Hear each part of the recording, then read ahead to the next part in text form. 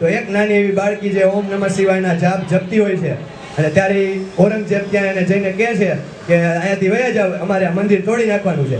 ત્યારે બાળકી આડી ઊભી રહી જાય કે ના, જ્યાં સુધી મારા ખોડિયામાં પ્રાણ છે ત્યાં સુધી આ મંદિર નથી તોડવાનું. છતાં પણ એ ઔરંગઝેબ એને ધક્કો મારી અને મંદિરને તોડી પાડે છે.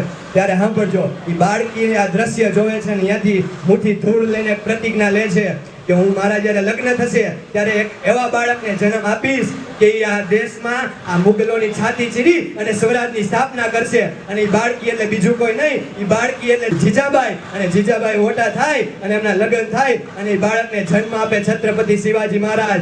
એ આ દેશની અંદર સ્વરાજ લાવી શકે. અને એમના માટે મારે બે પંક્તિ ગાવી હોય ત્યારે ધનકુક જીજાબાઈની જ્યાં શિવાજી જન્મો હતો, તલવાર કેરી ધાર પર હિન્દુ ધર્મ રાખ્યો હતો. પડકાર કરતી પુત્રને શિવા મરજે તુરણ મેદાનમાં, હમ દેશની આ આર્ય રમણી અમર છે ઇતિહાસમાં ભાઈ, અમર છે ઇતિહાસમાં. અસ્તુ જય જય.